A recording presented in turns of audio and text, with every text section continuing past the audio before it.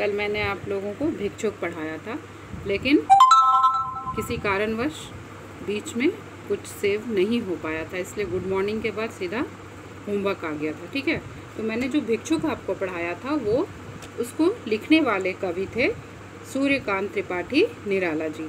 आपके बुक में उतना डिटेल में दिया हुआ नहीं है, लेकिन एक दो लाइन मैं आपको अलग से बताना चाहती हूँ जो आपके बुक में है, जो मैंने अंडरलाइन किया है। इसको आप सुन लीजिए पहले। महाकवि सूर्यकांत त्रिपाठी निराला का जन्म 1897 यानी 1897 में बंगला के मेदिनीपुर जिले में हुआ था। एक प्रसिद्ध शहर है बंगाल का मेदिनीपुर। बचपन में ही इनके माता पिता का देहांत हो गया। इनका जीवन दुखों से भरा रहा बचपन से लेकर इनकी आयु खत्म होने तक। इन्होंने हाई स्कूल की कक्षा तक आते आते बांग्ला, अंग्रेजी, संस्कृति और हिंदी सीख ली। मैंने पहले ही कहा था कि इनका पारिवारिक जीवन बहुत कष्टमय था। एक पुत्र और एक पुत्री को जन्म देकर इनकी पत्नी भी स्वर्ग सिधार गई, अर्थात उनकी मृत्यु हो गई। और इन्होंने अपनी पुत्री सरोज का विवाह एक क्रांतिकारी युवक से किया था, लेकिन कुछ ही दिनों बाद सरोज की भी एक लंबी बीमारी के बाद मृत्यु हो गई।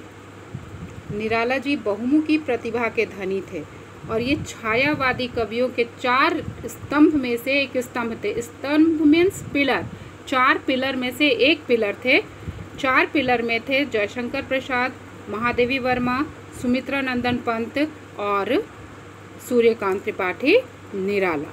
ये स्वभाव से बहुत निर्भीक और विद्रोही थे। निर्भीक, किसी से डरते नहीं थे, विद्रोही थे, गलत के लिए हमेशा आवाज़ उठाते थे। और उस समय तो आंदोलन चल रहा था, क्रांतिकारी समय था, अंग्रेज़ों से विद्रोह चल रहा था।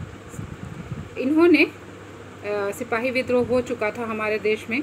इन्होंने रामकृष्ण मिशन के पत्र समन्वय, मतवाला, गंगा पुस्तक माला का संपादन किया, यानी एडिट किया। परिमल, गीतिका, अनामिका, अपरा, तुलसीदास, राम की शक्ति पूजा आदि इनकी प्रसिद्ध रचनाएं हैं। निराला जी ने ही मुक्त छंद की शुरुआत की। इनकी भाषा संस्कृत निष्ठ खड़ी बोली, यानी अधिकतर इनकी भाषाओं में संस्कृत शब्द का पुट मिलता है। सन 1961 में यानी 1961 में इनका निधन हो गया।